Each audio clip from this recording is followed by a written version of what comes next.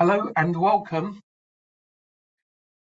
As you're joining us today, please do say hello in the chat panel. Let us know who you are and where you're joining us from. It's good to see you. We'll get started pretty shortly.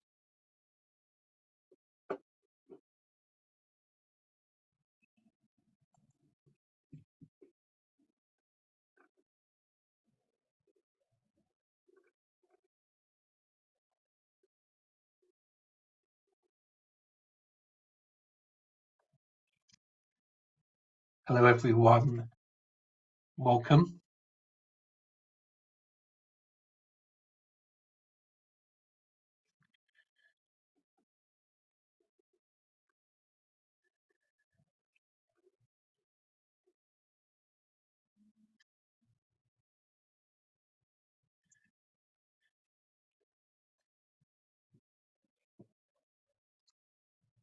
Well, hello everyone.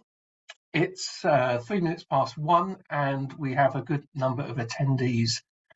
So we'll make a start. My name is Richard Longman and I'm an academic at the Open University in the UK, which is based in Milton Keynes, which is not behind me. That's a view from my home window rather than out across Milton Keynes. But it's great to see you all here. You're very welcome for our CMS InTouch special issue series event, which is looking at a special issue in management learning, unlearning from the margins in management and organisation research.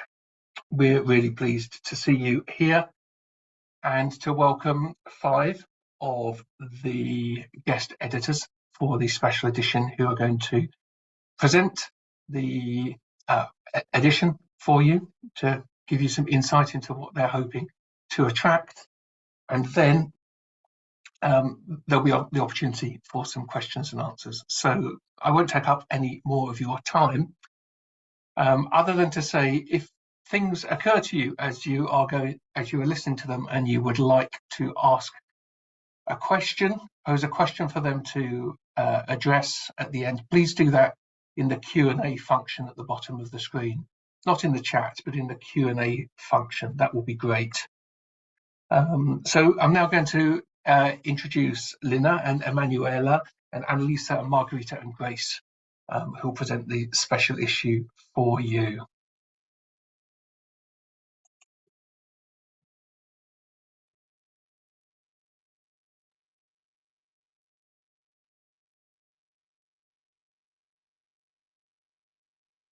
Hello, everyone. I'm Lina, and just before we move to the detail of this special issue, I would like to take a moment to share why this special issue holds a special place in our hearts and minds. Actually, several of us involved in shaping this special issue have personal connections to some of the themes we are exploring in this special issue. For example, Annalisa, one of our editor, has been actively involved in the field of decolonization. And for others, including myself, our interest in this topic was sparked in the summer of 2022 and during the Gender Work and Organization Annual Conference. What started as an interest has transformed into a collective passion for encouraging alternative knowledge creation. It really prompted us to reflect on the need to challenge existing norms and embracing diverse perspectives in our academic endeavors. And our collective experience have led us to appreciate the richness that comes with diverse perspectives.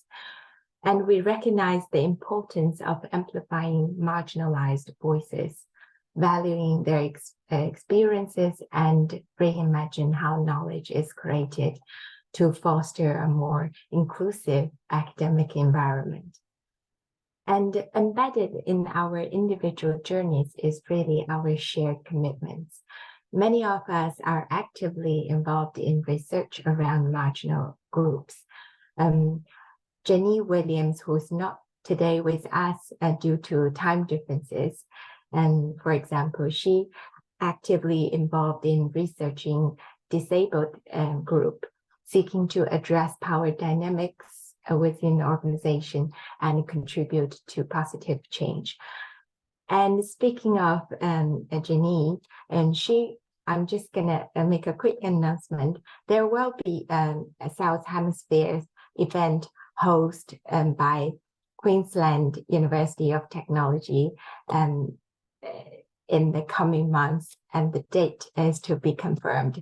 And there will be a physical paper development workshop hosted by Newcastle Business School in North Cumbria University in Newcastle in the UK as well.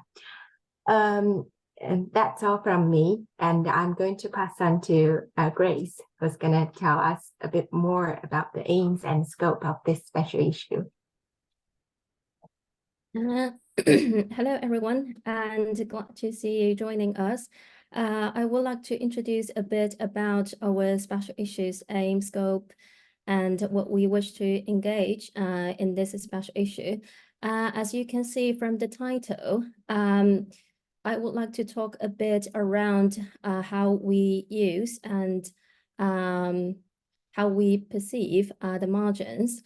We do follow the perspectives of Black feminist theorists, and we understand the margins as specific spaces, places, and social locations inhabited by diverse other bodies, where embodied lived experiences are marked by unequal distributions of power, privilege, and vulnerabilities in order to avoid the risk of homogenizing the margins. And as people who lack one or more types of traditional forms of power, such as the authority, education background, money, political positionalities, and public influence, etc., marginalized people and communities are understood to be, to some extent, powerless in one or more contexts, but maybe more or less powerful in others.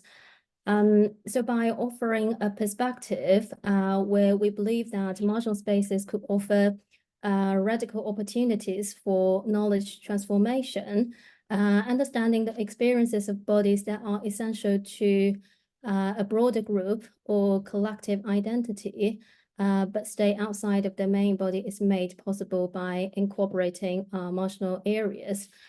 And what we wish to engage with this concentration and focus in this special issue, our goal is to encourage scholarly discourse that puts marginal voices front and center, which have historically been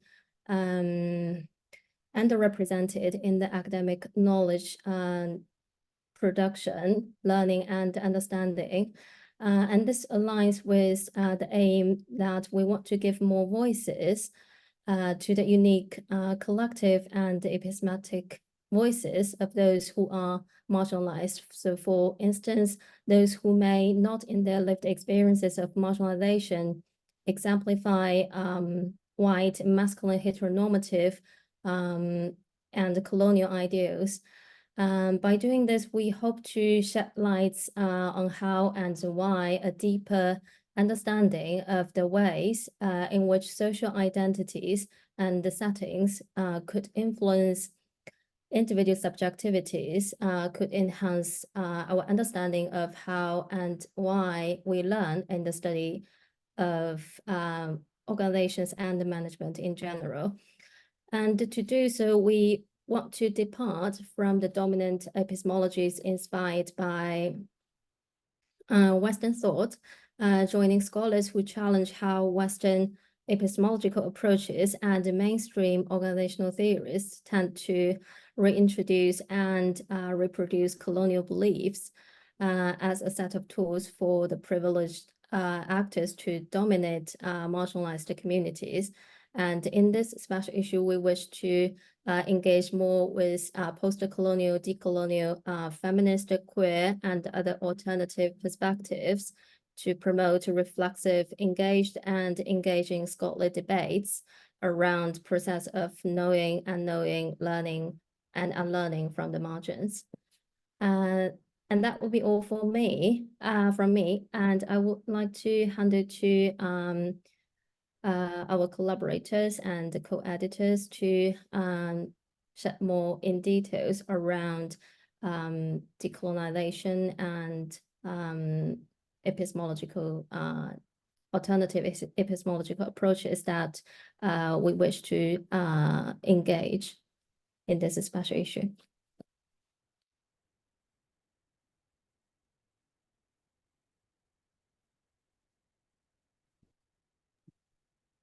So hello everyone from me as well. Thank you very much for being here, and thank you very much to the organizers actually for making space for such an event to be able to create some dialogue already around this special issue that we're organizing for management learning. So as Lina and Grace already said, our purpose in this special issue is really to try to bring marginal voices to the center and to try to learn different things, but also learn them differently in order to challenge existing power structures in the way that knowledge is created, academic knowledge is created. So we really want to create some shared dialogue for challenging some epistemic habits that we have, some epistemic patterns that we all engage with in the way that we create knowledge, and sometimes very unconsciously actually, because that's how we've been trained. So really we want to create some space for turning our critical gazes towards ourselves as well as researchers of management and organization, but also of pedagogy, to try to consider different ways of engaging with knowledge creation, of learning, and of understanding, to challenge dominant points of view, and try to bring in alternative epistemologists from the South, perspectives, Black feminism, as Grace mentioned, Black feminist perspectives that can really allow us to get a glimpse into different realities, to understand how these different realities are experienced and what we can learn from that as researchers of management and organizations, to try to mobilize some kind of change in the way that we learn and in what we learn and how we learn. So when it comes to the, yes. Sorry, Emmanuel, I was just wondering, I could add to the last point that we had there, just to emphasize about that, what we wish for this special issue, that it's not just about adding diverse voices, and we would actually like it to be about actively confronting and dismantling those power structures that have led to the marginalization of different voices in this field. And exploring these questions of how power dynamic and different social injustices and political crises impact management learning and practice, and how these challenges can be then addressed in these neoliberal times that we are living in. Yeah, sorry to disrupt. I thought just to elaborate on the last point. Yes, of course, and I think that's an excellent point actually. How can we create knowledge or engage with the way that we create knowledge in ways that can challenge actually, and also even hopefully offer responses to some of the major crises that we're experiencing in the 21st century, and how actually that starts a lot from the way that from how we know, from the processes of knowing that we engage with. And so yes, when it comes to different ways of conducting and writing research, that's really what we are encouraging in this special issue. So engaged research that can really highlight alternative epistemological perspectives and also ethical questions that might emerge in the field. Sometimes we go to the field as researchers with a very distanced point of view and bringing with us all the dominant epistemic habits that we have adopted. But then actually it's really the encounter with the field that makes us realize and question ourselves in many ways. So that's really what we want here, to try to bring out this questioning a bit more to the front. So it can be pieces focusing on the methodological aspect of doing research in different contexts, in the way that we engage with the populations that we study. It can be also papers drawing on personal experiences or collective autoethnographic experiences, drawing on storytelling or living stories, embodied writing or writing differently. And I mean, both writing differently, but also writing different things. So, I mean, how can we really know differently through bringing new perspectives in the dialogue, actually, that we're engaging with? So, of course, I mean, it can be non-linear writing. By non-linear writing, we're meaning here, I guess, writing that is not necessarily following the very standardized ways of writing academic papers that we're quite well accustomed with in academia. And of course, it can be work that explores also the process of doing research as a relational endeavor, as an endeavor that is grounded in care with the others. And when I'm mentioning others here, I'm meaning both the participants of the field, if we're speaking about a field study, but also our collaborators, the different parties that we engage with in the way when we write, when we try to publish and disseminate our work. And I guess also what we're doing here today is also part of this relational space that we want to create as guest editors of this special issue, to really come into dialogue with colleagues that might be interested in contributing with their work to this special issue, and try to challenge also the very dominant patterns of publishing and reviewing papers and engaging with the way that we create knowledge and process of knowing. So that was from me as well. I don't know if someone wanted to add something more before we go to a Q&A session, maybe. Maybe I can just say that we would really like to see approaches that take into consideration, as already Emanuela said, the epistemological and ethical questions about who gets to produce knowledge in this world and whose voices are amplified in these processes, and how the actual research then comes to impact the communities that are involved in it. And really about approaches that are emphasizing mutual kind of a co-creation of knowledge, mutual learning and co-creation of knowledge. And the concept that we used, unlearning, also in the call for papers that is coming from Spivak, it's really about questioning kind of our own positionality and how our own worldviews, drawing from the dominance theories, and being willing to be reflexive in our research.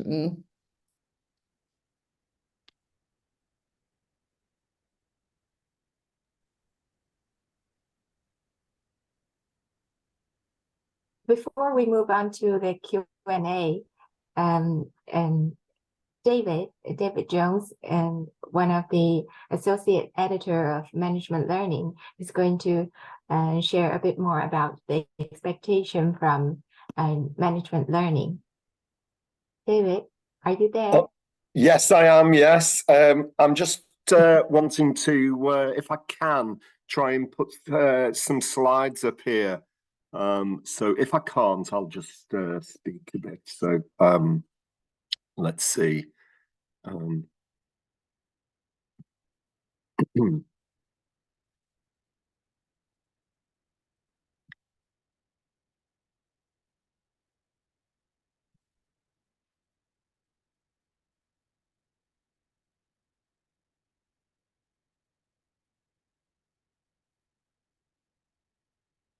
No, it doesn't seem to be working, so I'll leave that.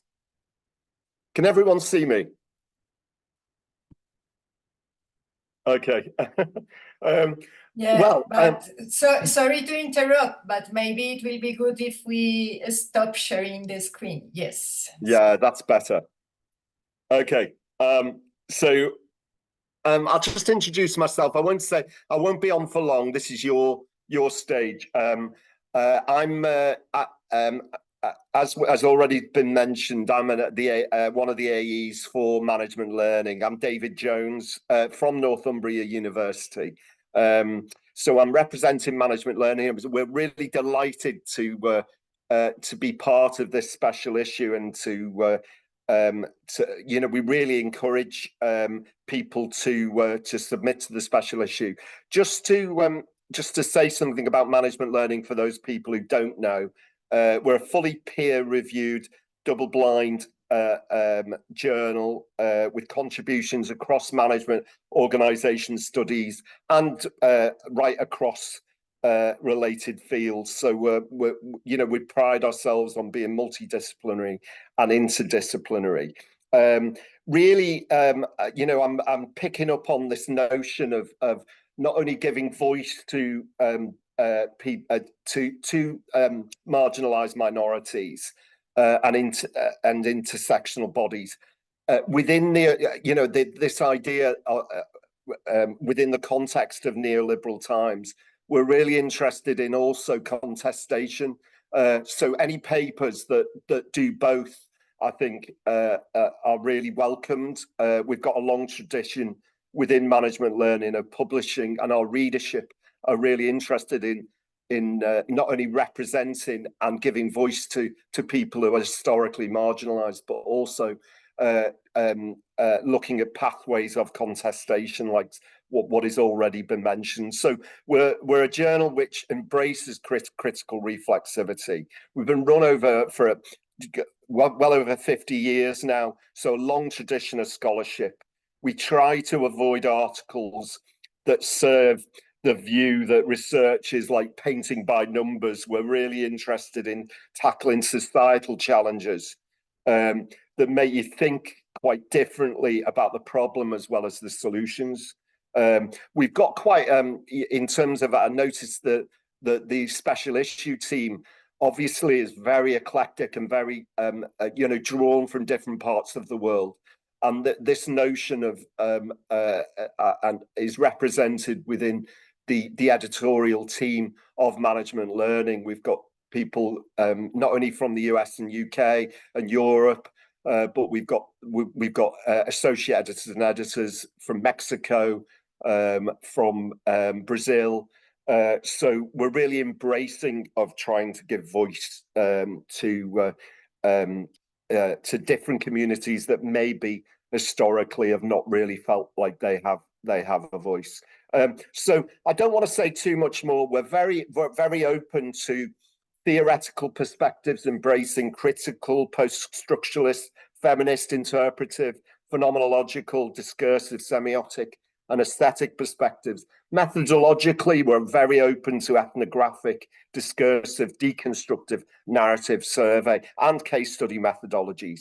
So we're really interested in, notice the point about writing differently. We've had papers on writing differently within the journal. This follows on this special issue from a number of special issues which talk about the marginalized. So that is mentioned in the special issue. But what I will say is that, one article I really sort of refer back to is Anne Cunliffe's article on alterity. And that really inspired me, where she was inspired by hermeneutics from as far back as Ricoeur and Merleau-Ponty. So that article really inspired me around sort of the point of really embracing marginalized communities. So really, really interested in any papers that you have on this subject, and you follow on from quite a tradition in management learning. So if you do send something within this special issue, you actually engage in a community that's really interested in this subject. So that's me for now. Anyway, thanks for listening.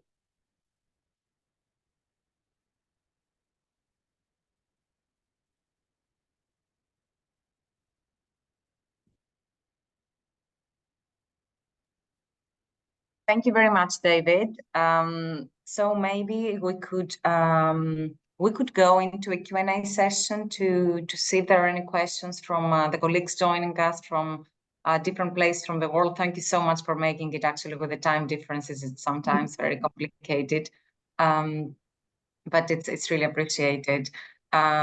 So yeah, I mean, if you would just want to engage in some kind of dialogue and type some questions in the chat, or I'm not sure if it's possible to also listen to people. I mean, I'm not exactly sure how the logistics work in that sense.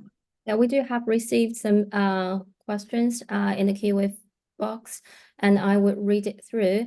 So the first question comes from Mary. Hello, Mary.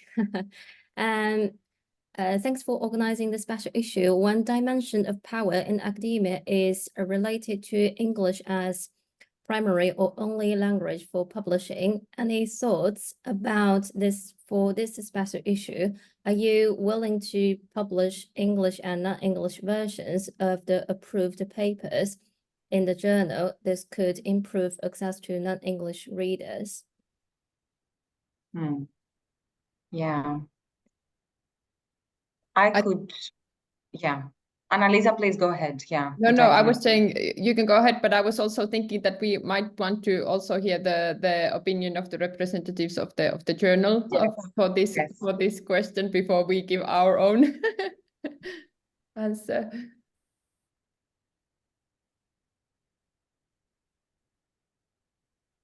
I don't feel David. Yeah, sorry. I don't feel we have concrete response for this, unfortunately. Yeah, I mean, I guess what we could say is that as a team of guest editors, we would completely be open to that. I mean, to really try to challenge the way that we write and what kind of languages even dominate, which is very important, I guess, for authors whose native language is not English, for non-English speakers or writers. So I guess as guest editors, we would definitely push for that, even if that means that we bring, for instance, in a different language, and then we can have a kind of footnote or an appendix where we provide a kind of translation. But indeed, I mean, sometimes we lose so much in translation that we're also questioning ourselves as researchers in contexts where participants don't speak English. I mean, that if I have to translate all of that, then I'm losing so much into translation, actually. So I guess as guest editors, we will completely be open to that. And there are journals that have already engaged with such practice. For instance, in Gender Work and Organization, we have some papers where English is not, I mean, of course, English exists, but also in dialogue with other languages. So I guess that would be also a way to push the boundaries a bit more. But it would be very helpful also to have the view of David on that, how the journal sees this process. Yeah. Okay, maybe I can just chip in there. We're actively in the journal actually trying to, for me, that this point is about the dialogue that goes on between the editors of the special issue, and also the editors, all the associate editors and the editors. We've had this conversation about trying to create more of a dialogue with the submissions of papers that from all communities, and obviously embracing the different challenges of in terms of language. And I think that dialogue from very early on is important. Not only I can see from the special issue editors, but also from the journal editor, the editors involved. And we've had these conversations about how best we do that. I noticed that the special issue editors, what you wrote in your special issue, I really encouraged, was this idea about having the verbal dialogue with the people who submit, both just before the submissions, but also just after the submissions. I did notice that within the special issue, and I think that's really important. So we are very embracing and encouraging for people whose language isn't your first language, isn't English, and that really revolves around that dialogue really with the editors. And also we would be very, very aware of sort of when the paper is sent out to reviews as well. And we have dialogue with our reviewers as well around that particular issue. So I would say that it's a point that we really do want to tackle within the journal compared to in relatively speaking to other journals. So I think that is important to recognise really from a management learning perspective. Anyway, so that's me. And we do have a follow-up question, which is closely connected to the first question. from Camilla, is management learning open to citing authors who write in non-English languages, those who are not known and rarely cited?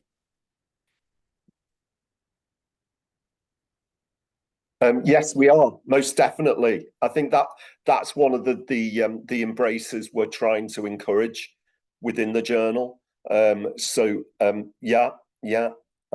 it's a short answer, yes. Yeah, and I guess that's also quite linked in what we explicitly ask in the different items that we have spelled out in the special issue call. That we really look for these voices, different voices from different places of the world. I mean, there are so many theories. We can think of transnational feminism, Black feminism, I mean, Latin American feminist voices that have been underexpressed and underrepresented in dominant organization and management research and education. So we're definitely encouraging this kind of work as guest editors in that special issue. And the next question coming from Rosanna. We developed a paper to discuss the teaching method for entrepreneurial immigrants. As such, our focus is more on how to promote learning for this category than on the voice itself. The question is it within the scope of the special issue?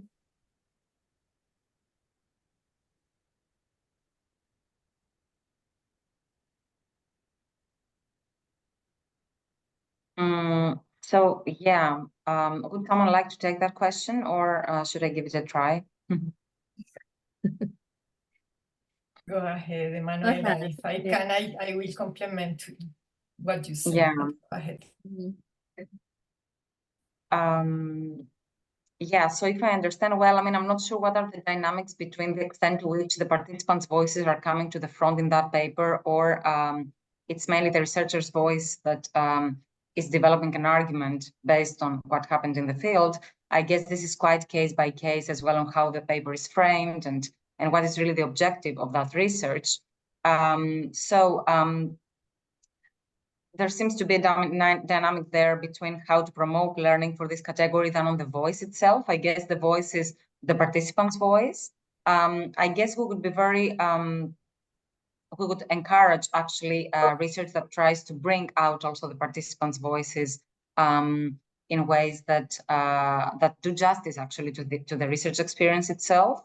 But then again, I guess it sounds like a very interesting research study, and I guess we would be very open to know more about it and be able to have a more direct discussion on that. So, I mean, if we are not able to answer all of the questions here, I guess please feel free to get in touch via email or something like that, so you can have a more elaborate talk on each particular research paper. But this one sounds like a very interesting study to start with. Yeah, that would be my first view. I don't know, Margarita, if you wanted to add something to that. Yes, maybe that, well, the teaching method developed could be something that is different from the usual. So that will be also a way to contribute. Or your reflections about that teaching method, what you learn by developing this project, what you learn, and also the way in which you frame the paper and the writing differently that Emanuela and some of my colleagues were explaining before. So it's not only focusing on the voices of the entrepreneurial immigrants that could be the paper well adequate to this special issue, but also the way you develop the learning and the method you will use to frame the paper. So maybe if you try to focus on those points, it will make the paper very interesting for this special issue. I would like to add some further points in terms of the teaching methods. I feel it would be perfectly fitting our special issue if the focus is around to developing the alternative pedagogical approaches or pedagogy innovation in the higher education for training or teaching entrepreneurial immigrants. Yeah, and I think that would be aligning with one of the focus in our special issue. Yes, indeed, and probably how as well we need to develop different pedagogical methods and teaching methods depending on the populations that we teach, instead of just taking a dominant approach to teaching and pedagogy and going with it always in the classroom. So in that sense, it might make an interesting contribution to debates on pedagogy and teaching in higher education. Indeed. That looks amazing, research.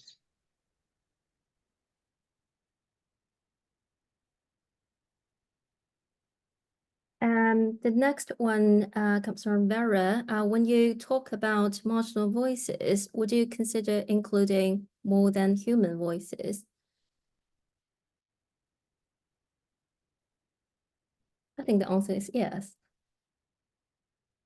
My view.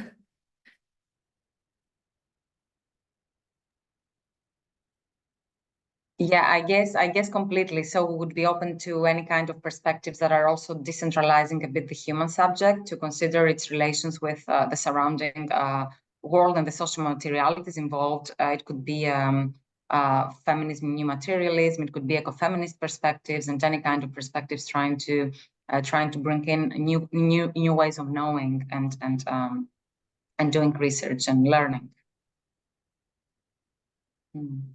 And we have seen recently an increased volume of research around human and human interactions for further transforming the knowledge production. And yeah, I feel that is good. Yeah.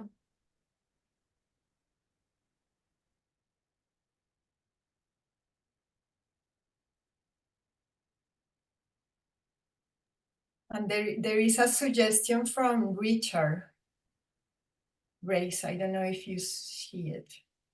He's saying, like, following on from the previous question, could you talk a little bit more about the different kind of submissions you might like to receive? That's pretty broad, but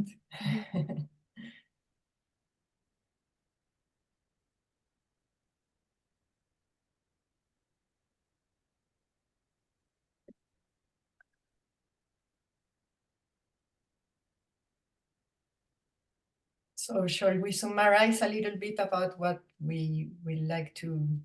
I'm digesting what the different kinds of submissions refer in this context.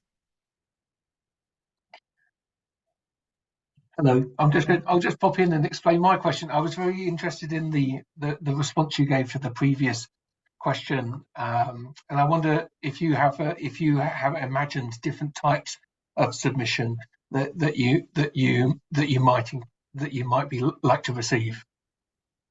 Are you referring to the curation of like of this special issue, like the different papers that we wish to include? Yes.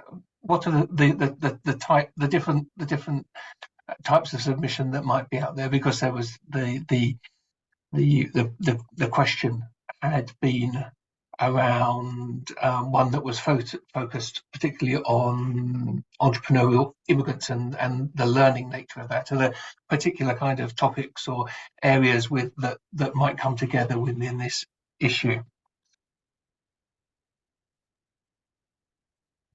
My view is we haven't been putting a restriction in terms of the contextualize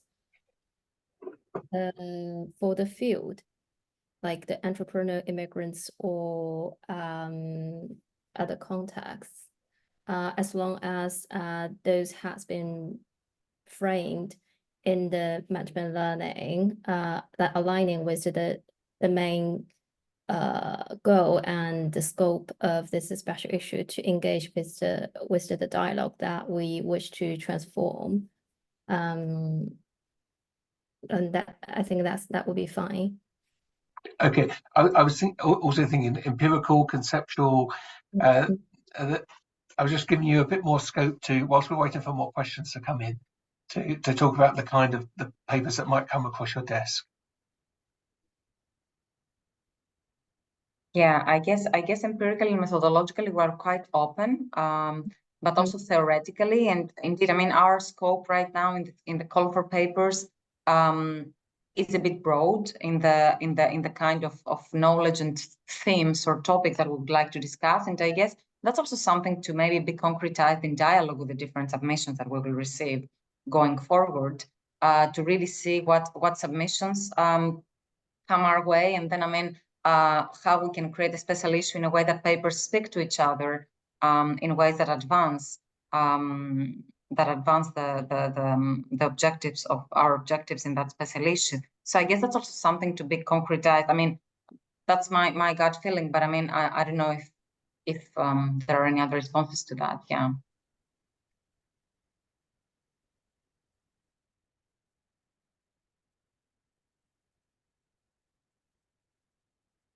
Guy has another question. Have the editors indicated the number of papers that can be accepted within the special issue? If I recall correctly, usually we will have 6 to 8.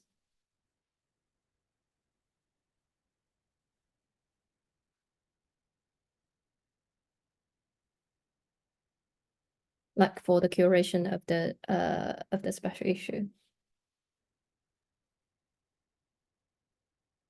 Yeah, it's okay.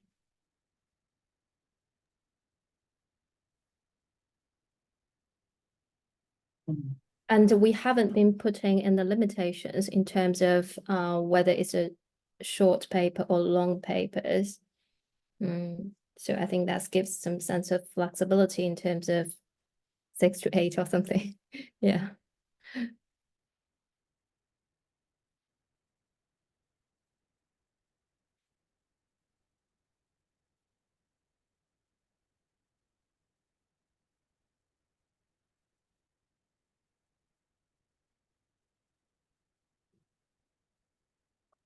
We still have time. Is there any other questions from the audience? Yeah, how open are you with regards to writing differently in terms of less text-based contributions?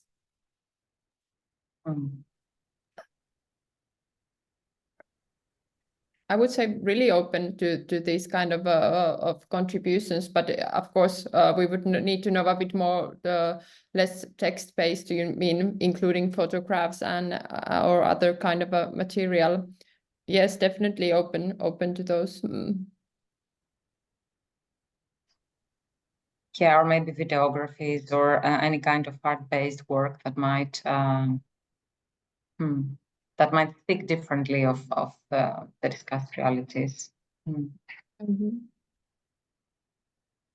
But then it's also interesting whether we would call it writing differently or doing research differently. I mean, if it's not really writing. So in that sense, yeah, I mean, we're really happy to be surprised with the different kind of approaches that come in. Yeah. And as we have been seeing, the increased volume of research in terms of the writing differently, we start to have the different strands of the writing differently. So I think the main issue would be to clarify the contribution to writing differently or doing research differently or whatever the specific area of contribution, I would say.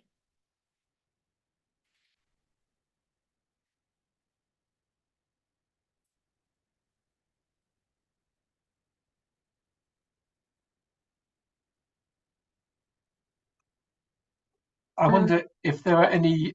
Sorry, Grace, you were just about to. Well, the next question is what help can we get to fine-tune the paper towards meeting the submission requirements? Is early stage research on women platform workers' resistance witnessed as it unfolds?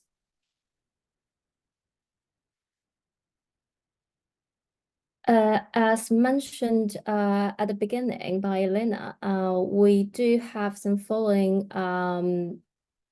sessions for facilitating the paper development.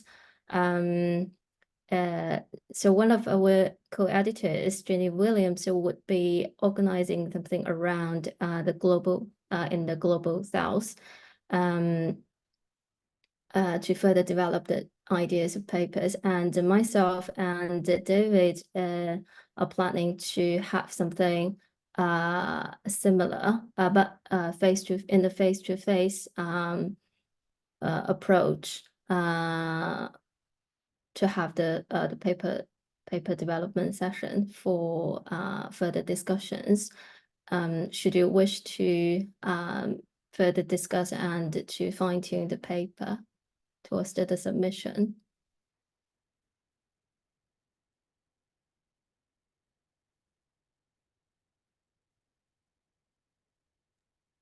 I can see there's also a question in the chat about from Guy about more traditional research methods. So the question goes that as much as I enjoy writing differently, our paper is based on more traditional research methods, in particular semi-structured interviews. We are happy to write up our methods and analysis in a more creative way through engaging Levinas, but the paper would be structured in a way what we would call a more traditional way. Thoughts on that from our side?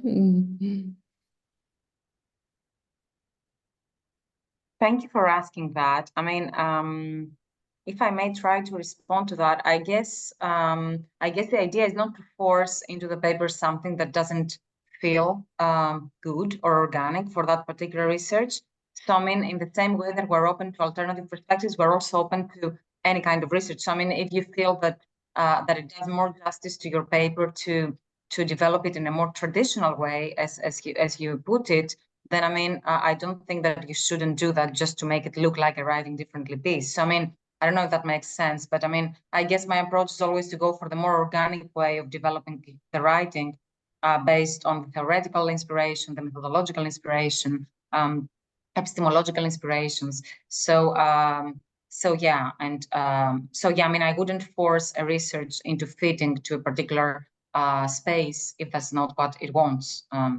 In that sense, I don't know if that makes sense, or if someone would like to. Yeah, I would agree with that thought.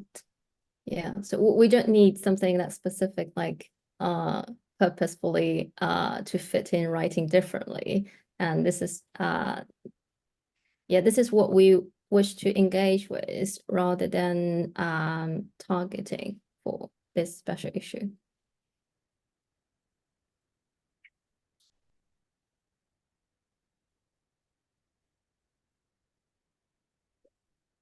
And we have a next one in the chat. I'm highly interested in submit an ongoing pedagogical project in Dundee's School of Business empowering minorities to write better essays. Can you share a link for this special issue to share with my colleagues? Thanks and congratulations for organizing the session. Yeah, Richard. Oh, is there already? Yeah, it's already there. Yeah. And I have published articles in the Management Learning Journal and remain uncertain, particularly when the theme of the call for paper might contradict the conceptions of management.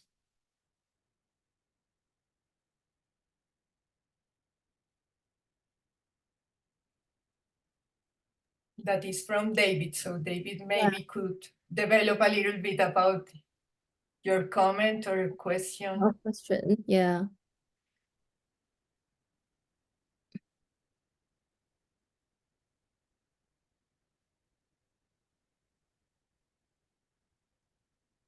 David, are you there? Yeah. Are you listening to us? Because we would like to know a little bit about your question.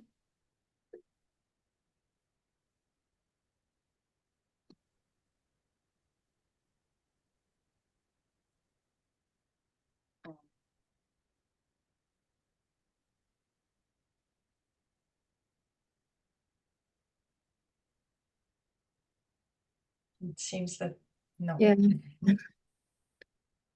I'm not sure if that's a question or comment. Yeah, maybe. And maybe the idea is more I mean, what do we learn for management education and learning from the different papers I mean, how the papers speak to the dialogues and discussions in the journal.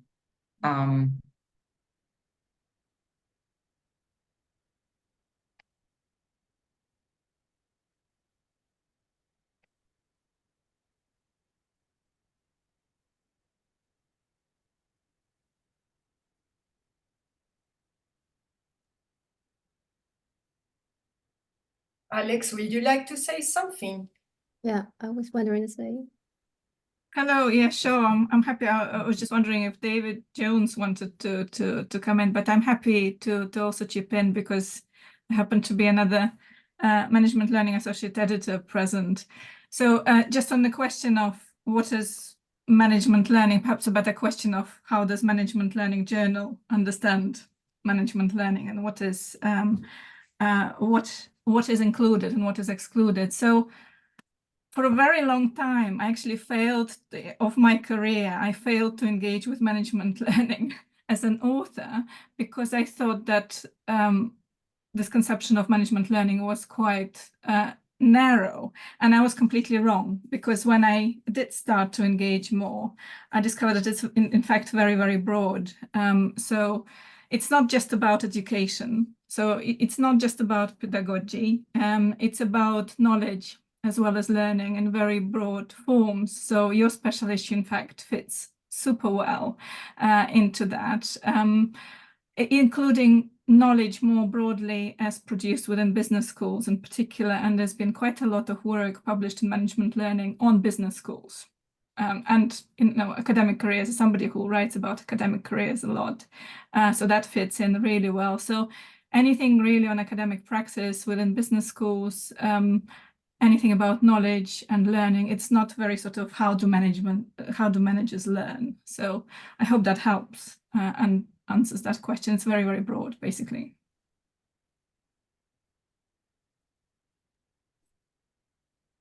Yes, thank you so much, Alex. Can I just say something about that? That you know, I've been one of the, you know, I've been an AE associate editor for management learning for a number of years, and I've really seen a trajectory with management learning in terms of that embrace of new forms of organizing, disorganizing, unmanaging as well as managing. And so that for me, one of the key attributes of management learning is this acceptance of contestation around knowledge to do with management. So for me, one of the core strengths of management learning is not this functionalized way of looking at the world and the openness to different perspectives. So we do have that focus on really trying to embrace that inclusivity of knowledge across disciplines.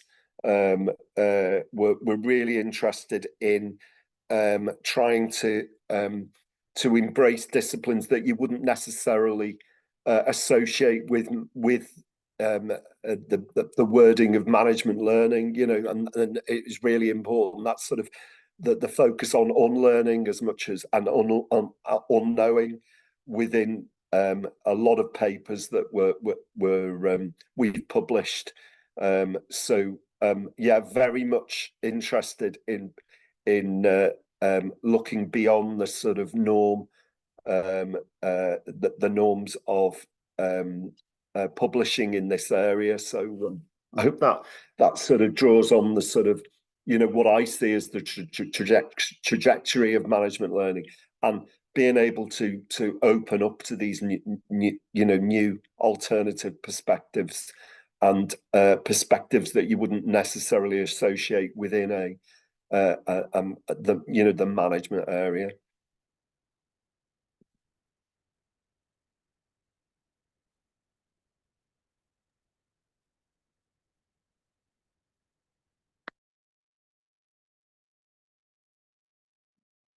Well, we are approaching the end of our time together. I wonder if there are any final remarks from the panelists In the chat has been posted the link to the call for papers, and also noting what the submission date of the 1st of September 2024.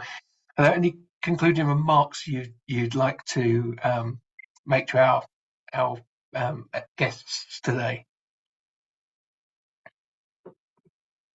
Please do get in touch with us, any of us, if you want to submit something relevant to this special issue, and we welcome your contribution. And we're very happy to get editing this special issue for management learning to foster more alternative and reflexive critical work in management and organization studies. And Thank you. thank you all for attending today.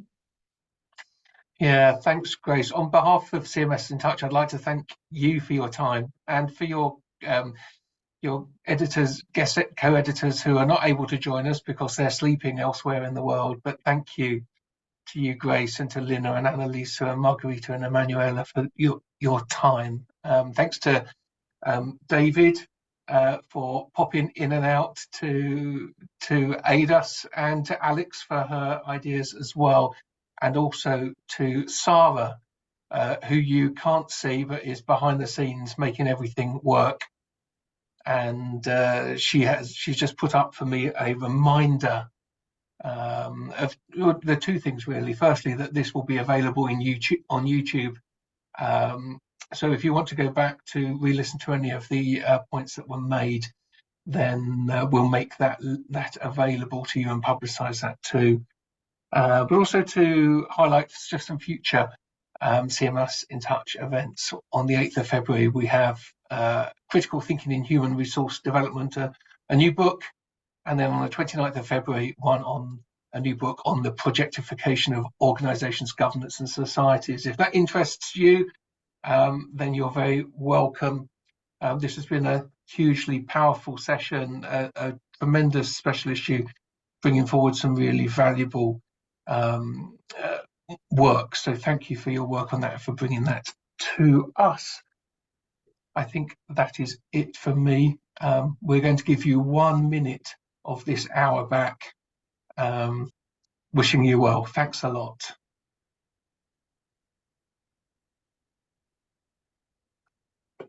Thank you very much, everyone, for joining. Yeah. And for hosting that event, to the CMS InTouch organizers. We really look forward to this dialogue.